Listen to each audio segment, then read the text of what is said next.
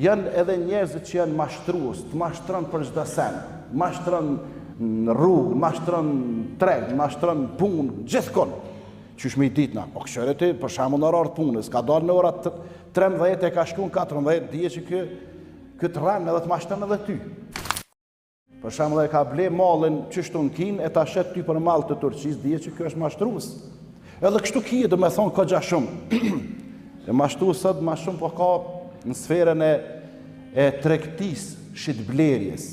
Andaj me pas kujdes pra ata që janë në këtë rrafsh, që shesin edhe blen, mos me mashtruen njëri tjetrin, me qenë të sinqert.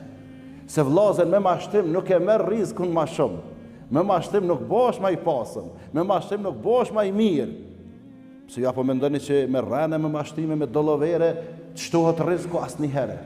E ka caktuar Allahu ti me i pas të hyra, po e zon 5.000 euro ose 10.000 euro. Tash çato 10.000 ti kimi i marr. Ndash punon halal, e je korrekt, e je i sinqert, ndash mashtra edhe raj. 10 kimi i marr për si vjet. Qa që kon rreziku jetë?